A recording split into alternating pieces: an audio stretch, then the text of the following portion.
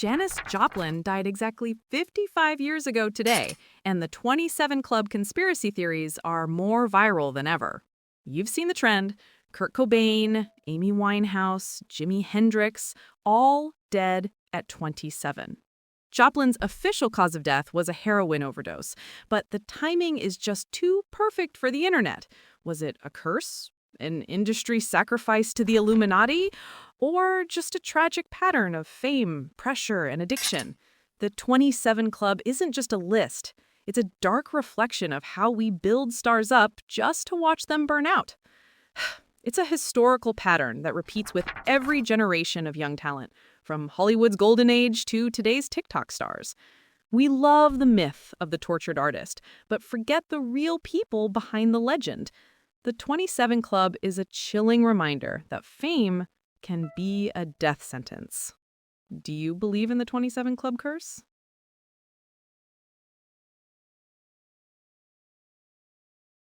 The Soviet Union shocked America by launching Sputnik on this day in 1957, and now China is doing the exact same thing to us. You've seen the headlines about the new space race.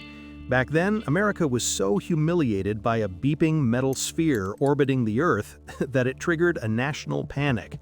The US poured billions into science and education, created NASA, and eventually landed on the moon, all because they couldn't stand being second place.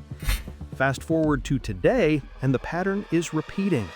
China is landing rovers on Mars, building its own space station, and planning a moon base. The US is once again in a total panic, worried about falling behind. It's a historical pattern of superpower rivalry playing out in the stars, where national pride is measured in rocket fuel and orbital velocity. Is America about to lose the new space race to China?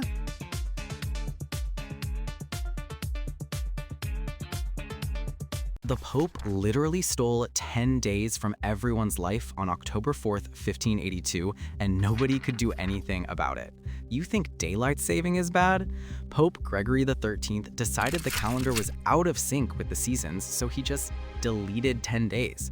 Thursday, October 4th, was immediately followed by Friday, October 15th. People went to bed on the 4th and woke up on the 15th. They rioted, convinced the Pope had shortened their lives and stolen their rent money. This story reveals a timeless pattern. Powerful institutions can literally change reality, and ordinary people just have to live with it. From changing time to changing laws, the powerful have always bent the world to their will. It's a chilling reminder of who really holds all the power. What would you do if the government just deleted 10 days from your life? Let me know in the comments.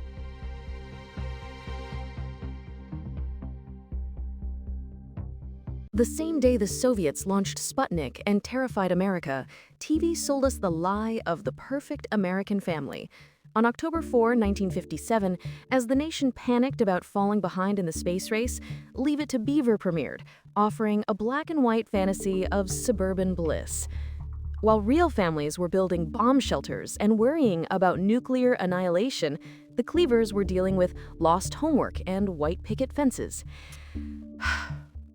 This is a classic historical pattern.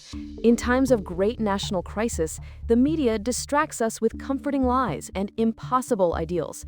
It's a form of propaganda that tells us everything is fine when it's clearly not. From 1950s sitcoms to today's perfectly curated Instagram feeds, the pattern is the same. We're constantly sold a fantasy of perfection to distract us from the messy reality of the entire world. Are we still falling for this same old trick?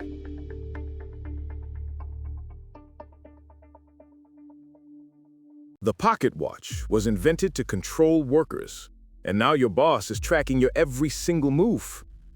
You've seen the TikToks about workplace surveillance. On October 4th, 1675, the pocket watch was patented, not as a fashion accessory, but as a tool for factory owners to enforce strict schedules and punish workers for being even a minute late. It was the beginning of a historical pattern, technology being used to squeeze every last drop of productivity out of the working class. Sigh. From the first pocket watches to today's keystroke logging software, GPS tracking in company vehicles, and AI-powered employee monitoring, the tools have changed, but the goal is the same: total control. It's a chilling reminder that the technology in your pocket was born from a desire to control your time. How does your boss spy on you? Share your stories in the comments below.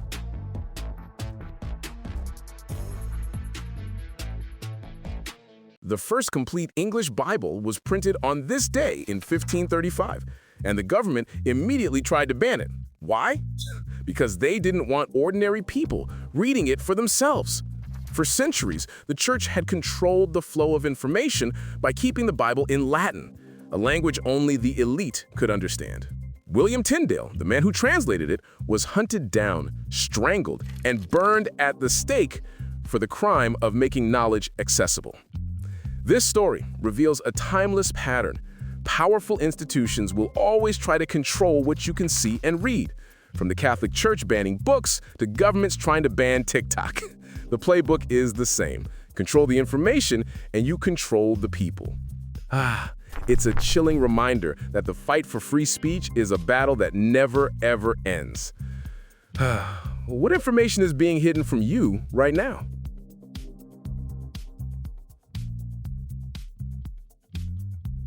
The most illegitimate president in U.S. history was born today, and he literally stole the election.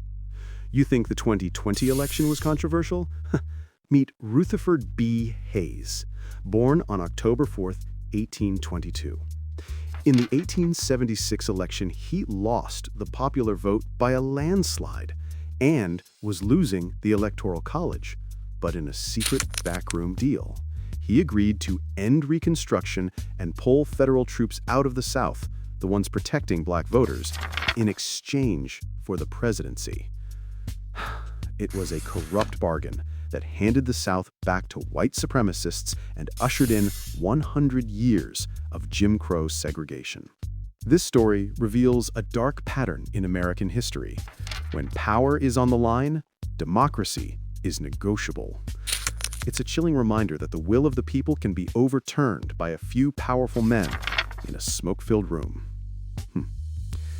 How many other elections have been stolen in our history?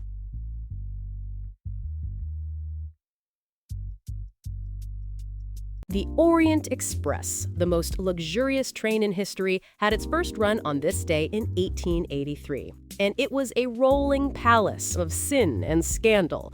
While ordinary people were crammed into filthy, overcrowded carriages, the super rich were sipping champagne, doing deals, and having affairs in private, velvet-lined suites. It was the ultimate symbol of the Gilded Age's massive wealth gap, a place where kings and spies, heiresses and con artists all mingled in opulent secrecy. This story reveals a timeless pattern. In every era of extreme inequality, the rich create their own exclusive worlds of luxury, completely detached from the reality of everyone else. From the Orient Express to private jets and super yachts, the pattern is the same.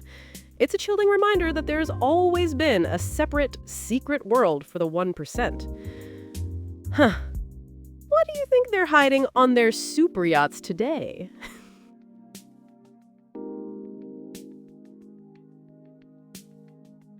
A powerful caliph was assassinated in his own bathtub by the people he trusted most. On October 4th, 1226, the Almohad Caliph Abdallah el-Adil was enjoying a relaxing bath when his own viziers and top advisors burst in and drowned him. Why? Because they had made a secret deal with his rival to put him on the throne instead.